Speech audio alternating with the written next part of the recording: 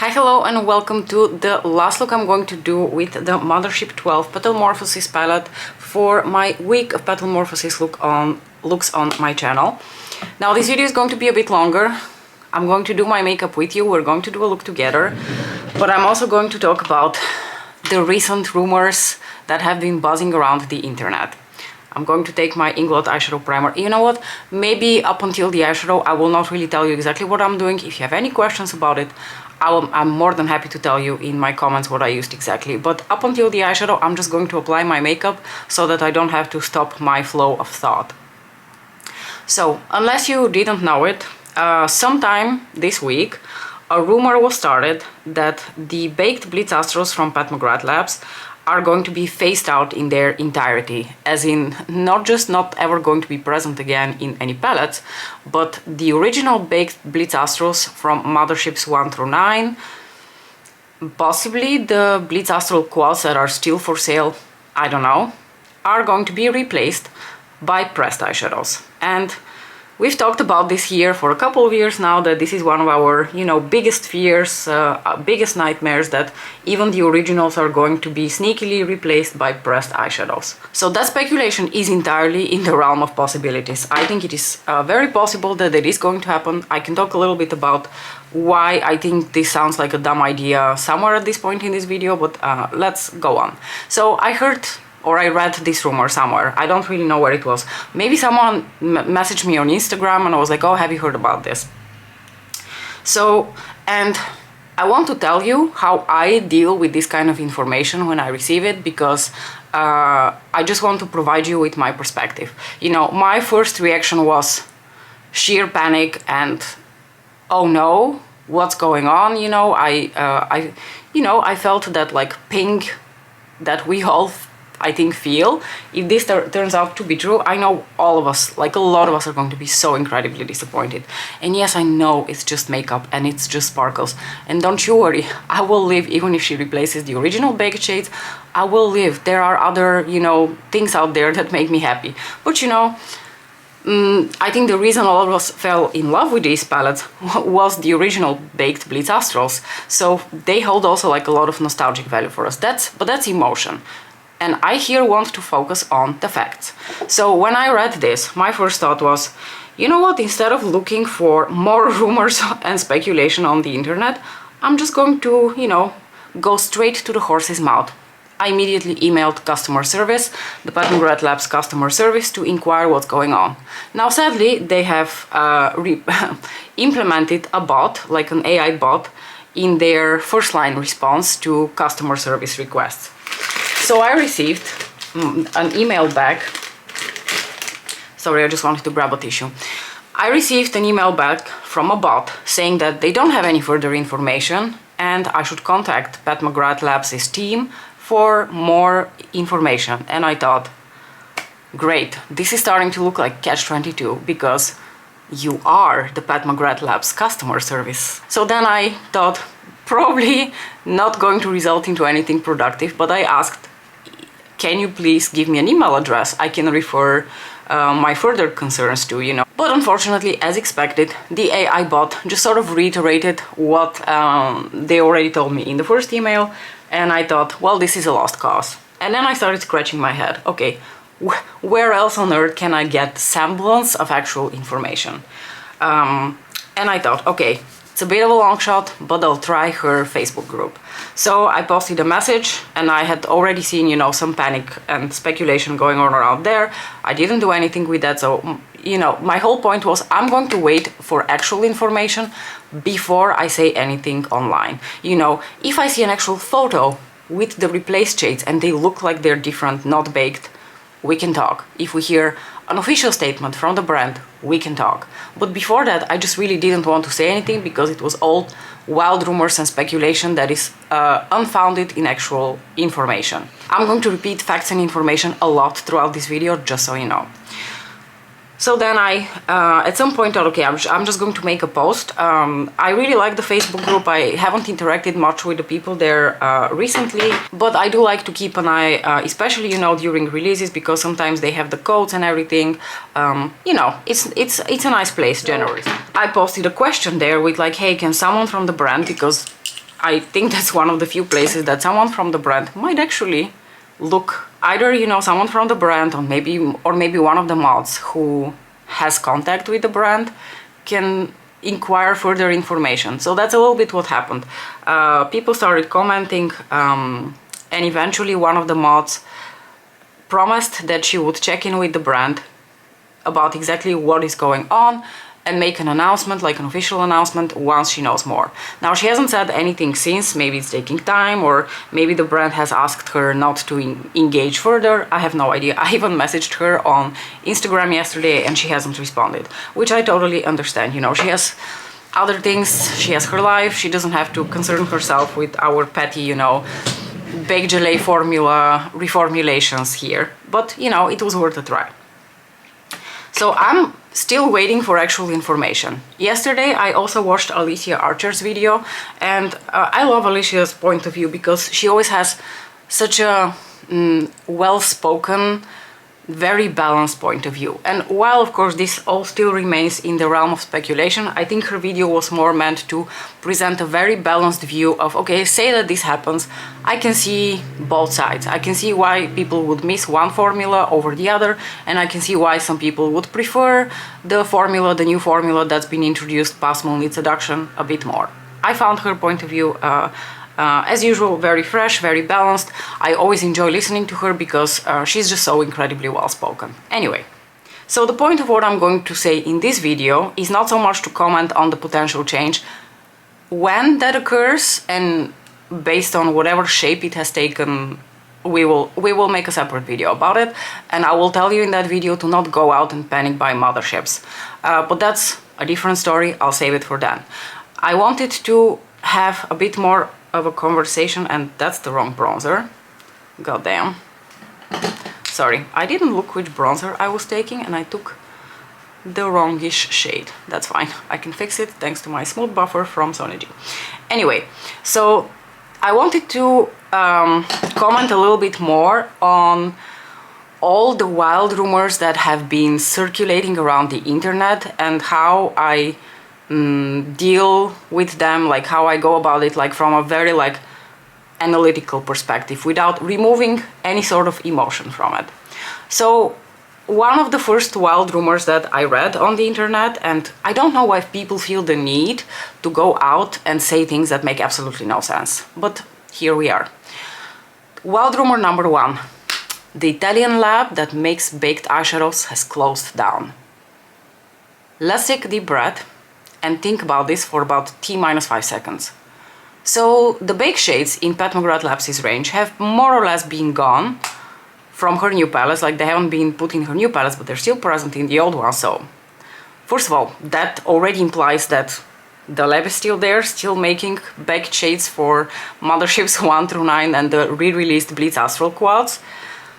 And second of all, where on earth would then Dior, Chanel, Kiko, Bobbi Brown and Wycon, where are all these other brands making their baked shades if that lab has, you know, been closed for business already for the past 2 years?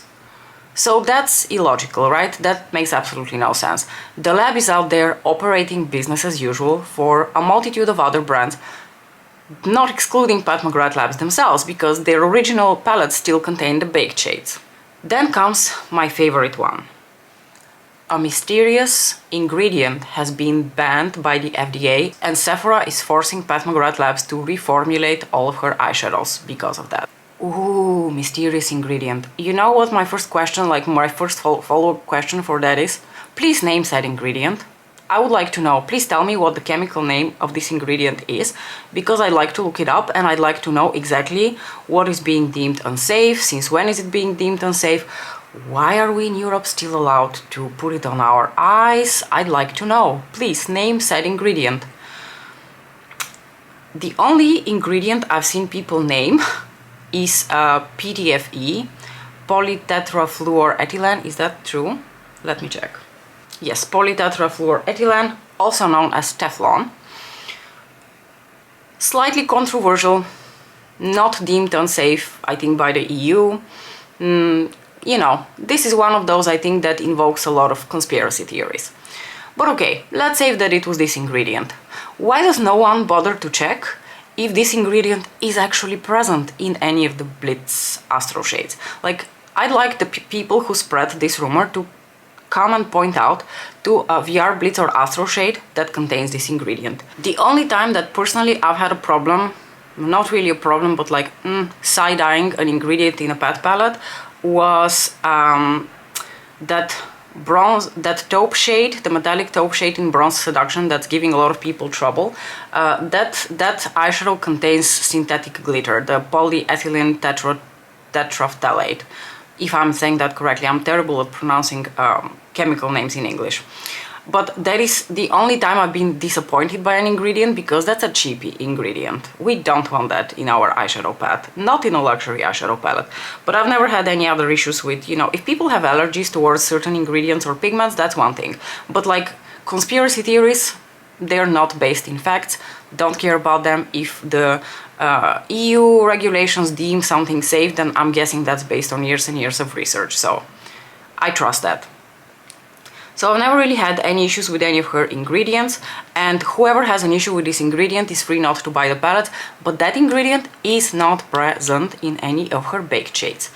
From what I can tell, the majority, like the ingredients that are present in the highest quantity in those baked shades are synthetic mica and borsilicates. And those are essentially, you know, synthetic mica, and the borsilicates are teeny tiny glass particles. They're like shiny stuff. It's just a lot of shiny stuff, which, you know, would explain why these eyeshadows are so shiny. But for the rest, and that's coming from the perspective of someone who is not a cosmetic chemist, I've just been curious about ingredients here and there. But I can't tell, if I look at the rest of the ingredients in these eyeshadows, what would be considered, you know, problematic, because they all seem like they sound pretty generic to me, pretty common ingredients that are found in a lot of other formulations. So no, the problematic ingredient is not PTFE, and if there is a problematic ingredient in those baked shades, I'd like to know what it is. And this brings us to somewhat of like a side conversation here, because I landed in a somewhat heated discussion with a lady in her Facebook group. I'm actually fully expecting to be kicked out of that group for being quote-unquote rude. Hasn't happened yet, but if I do get kicked out and they do make an announcement about this there, can you please let me know what the announcement is? Like, what is the official statement here? Anyway, let me tell you what we're doing for a look. So, as I had mentioned in my previous video, for this last look I really want to put the bronzy shade in the spotlight. So I'm just going to take this beauty and I'm going to apply it all over my lids.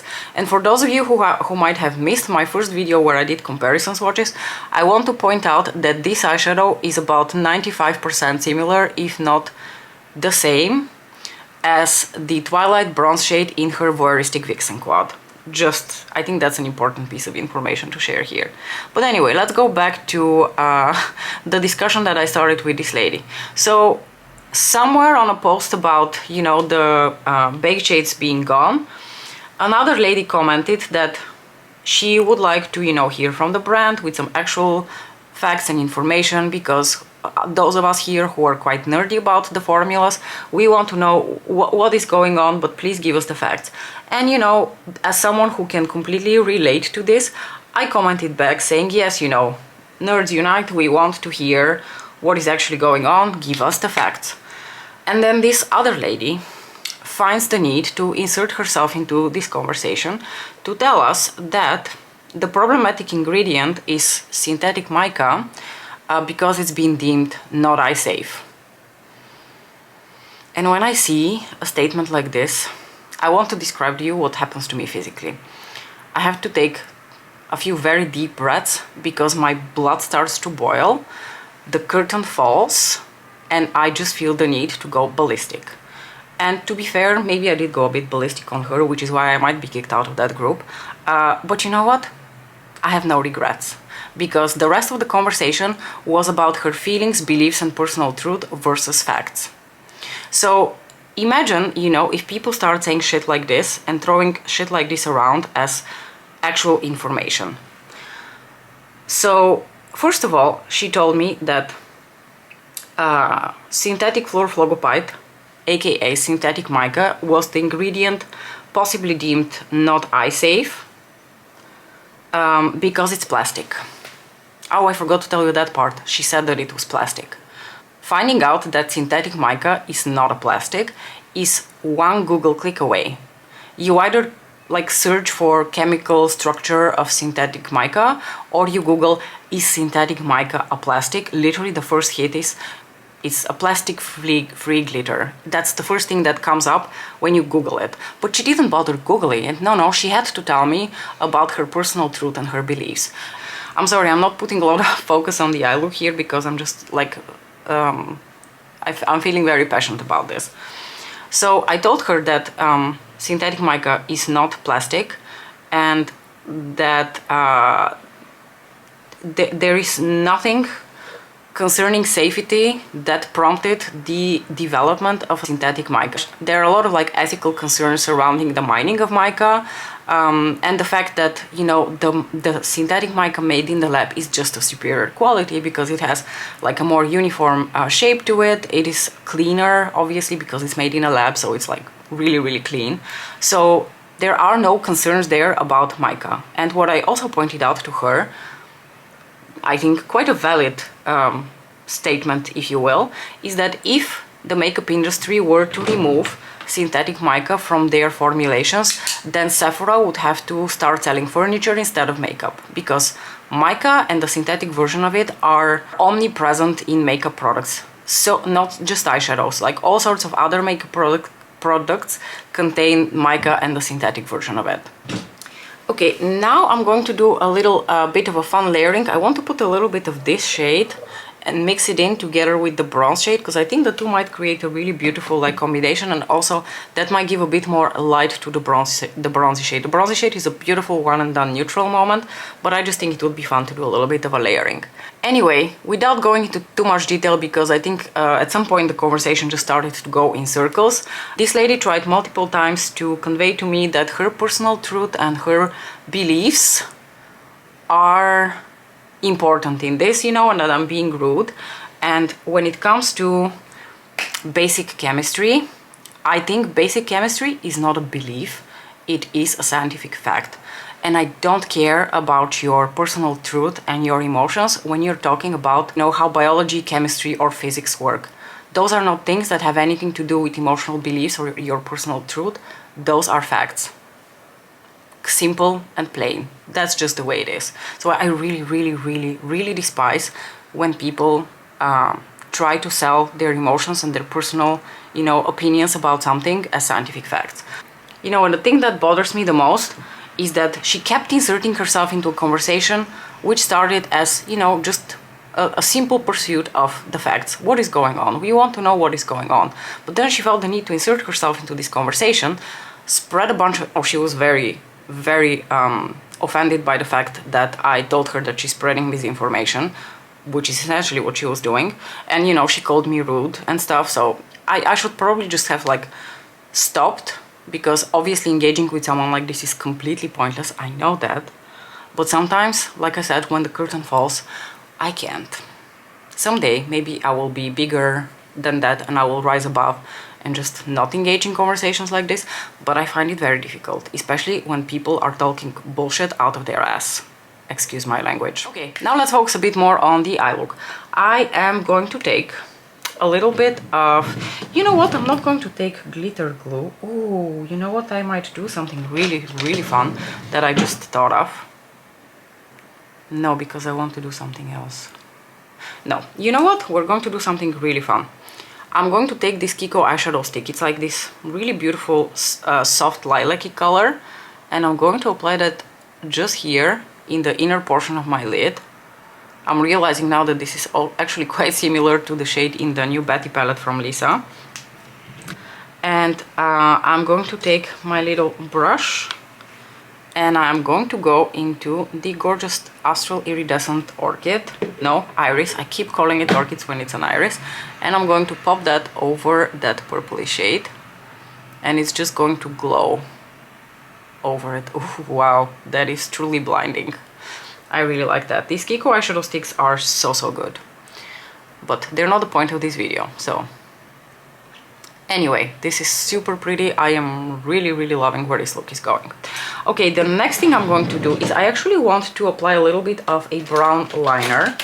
So I'm going to take my ground coffee liner from Lisa Eldridge, and also like a little smudger brush, something that is tiny like this and allows for local smudging, so to say.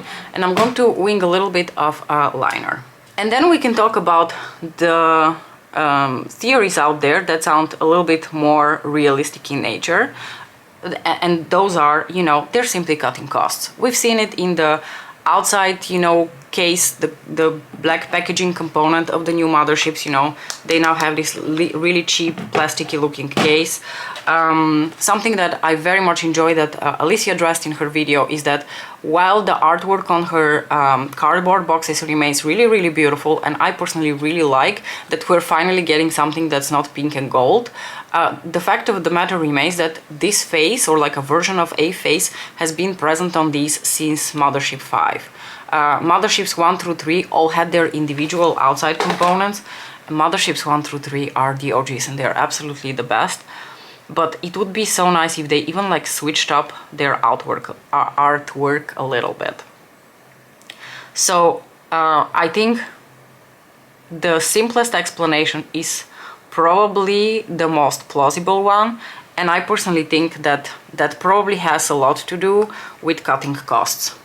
Based on the article that I read about how the brand is no longer valued at billions but at 150 million tops, it seems like financially speaking they've made some, you know, unwise decisions and they're not doing super well, so they are probably trying to cut costs left and right. With that said, I do have one big question here. Say that they did have to replace all of these with the pressed formulas because the pressed formulas are cheaper.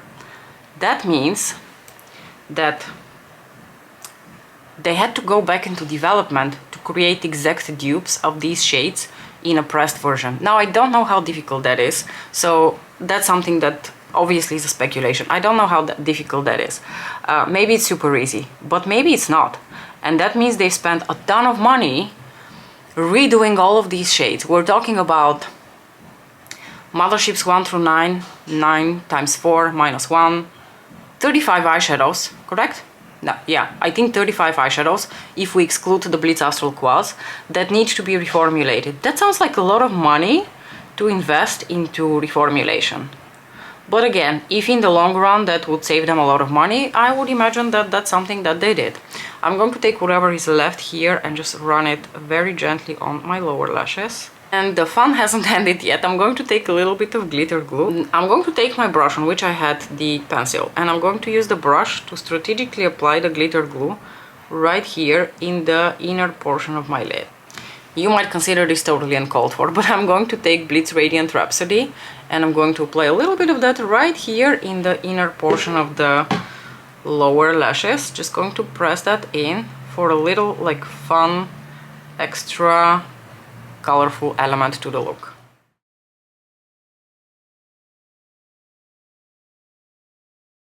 Let's take the opportunity to have a sparkle moment. I really love the layering of the bronze and the apricot shade. It creates such a beautiful dynamic neutral. I really love how this look turned out. I really love the combination of the purples and the greens in this palette because purple and green together have been one of my favorite combinations since I started, you know, using makeup a little bit more intensely over a decade ago. Like when I first was in my indie phase, you know, think of like my loose indie eyeshadow era with Notoriously Morbid, Darling Girl, Sugar Pill. Purple and green was one of my absolute favorite things to do. So I absolutely love revisiting my love for purple and green together. Like I said, you don't have to do any of these, you know, accents in this neutral look if you didn't want it to. You could keep it actually quite neutral. Like I said, the apricot and the bronze together, chef's kiss. Absolutely love it. I think if you were to apply them over a glitter glue and intensify both of the effects, it would be absolutely gorgeous as well. On my lips I kept it, of course, very simple because there are already so many colorful elements in the eye look. And I have Eliza Sand, which is one of the satins from the Gucci Neutrals lipsticks that I purchased last year. I absolutely love this lipstick. It is one of my favorite like pinkish nudish colors now to combine with, you know, a little bit more colorful looks. So let's say a few concluding words about Petalmorphosis. Now overall, I quite like this palette, you guys. I have really nothing negative to say about it. I think it's a beautiful color story. I think it's such a gorgeous, you know, representation of like a grungy spring through Pat's eyes, because I personally think Pat McGrath has been involved in the creation of this palette, and I absolutely love how she sees spring. It is a very colorful offering, so if you're not into colors, I think some of these might be shades you're never going to use. I think especially the shade Blitz Radiant Rhapsody is going to be a shade that people will either love or hate. It's either the kind of shade that looks really good on you or that's really unflattering. To reiterate myself, are these colors that we don't have from Pat McGrath Labs already? No, we already have a version of these colors somewhere in her palettes. But I can't stress this enough. The woman has given us more than 50 palettes. She can't invent, you know, other colors on the visible spectrum. They just don't exist. So yes, from now on we're just going to see versions of colors that we have already seen before, because it's impossible to come up with new colors. But I do think this is a beautiful color curation. I don't think there's anything pink and gold in here. This is just a straight up purple and green palette, and I absolutely love it. I think there is nothing wrong with the quality of any of these eyeshadows here. The Blitz Astrally shades, they feel a little bit, they have a little bit of like that dryness to them. I really love this topper shade here, the iris shade. The only thing I'm missing is maybe one more shade that's a bit like that iris shade, because these shades, while they're absolutely beautiful, really easy to work with, beautiful formula, they don't have a very intense sparkle to them, and I associate my Pat McGrath palettes with a combination of colors and a lot of sparkle. And this shade really is the only transformative shade that is present in here, and that obviously brings the look immediately in the lavender direction. So if you wanted to have a blingy look that is not lavender, you have to go into a different palette for that. So while I do think this is a gorgeous eyeshadow palette, I can't keep thinking about what would have been, what it could have been if, say, Astral Eden Envy was an astral or a VR shade. What if Blitz Radiant Rhapsody was an actual, I mean baked, by the way, like an actual baked Blitz shade? That would have been epic. Yeah, so unfortunately, I still feel that way. I still miss the baked Blitz Astrals because they just work slightly differently, you know. You can still layer these eyeshadows, no problem, and you will still get really beautiful and dynamic eyeshadow looks with it, but they just don't layer the same. Like what I did today with the bronze and the apricot shade. If the apricot shade had the same texture and sparkle as something like VR Nectar, that would create a completely different effect. I still think the baked formula is just more versatile. That's just the matter of the fact. But with that said, I really like this palette. Maybe I will think of it more as like a Decadence type palette, because let's not forget that within the Mothership range there is a palette that has 0 baked Blitz Astral shades, the Decadence palette Mothership 4, which from what I can tell has been permanently discontinued because it's not on her website anymore, and if it comes back it might be reformulated. I absolutely love the metallic formula in the Decadence palette, so I would be really sad to see them reformulated. But that is a palette that doesn't have a single baked shade, and I still absolutely love Decadence. I think of Decadence as a little box of chocolates, and I think this palette somewhat reminds me of Decadence. I think this is going to be a bit like a Decadence sister to me. But I like this palette, I have nothing negative to say about it. Am I ecstatic and in love? No. I don't see this palette in the same way that I view my other Motherships. But I think, you know, brands evolve, formulas evolve, and we can talk about this if and when the older Motherships become reformulated. But yeah, in the end of the day, makeup is makeup. We should be grateful that we were there for the introduction of the baked shades and what they taught us in terms of makeup application, because the whole thing with Pat McGrath Labs and the Motherships and how much I enjoy them and the whole layering process is something that came into my life after Mothership 2 Sublime, which was my first Mothership. Anyway, I'm going to stop rambling now. I apologize if I was very flustered in the first portion of this video, but I was just really mad, as you could tell. Let me know your thoughts in the comment section. I would love to hear what you thought about this look. Do you think that the 2 inner corner pops of color are fun, or do you think that it's a bit of an overkill? As usual, I would love to hear your thoughts about everything. Let me know if you have any final thoughts about the palette. I actually think a lot of you, based on the comments that I've seen so far, I think a lot of you actually really enjoy this palette as well. So I think we can collectively agree that, objectively speaking, Petalmorphosis is a really good palette. And I will leave it at that. Thanks so much for watching. I'll see you in the next one. Bye!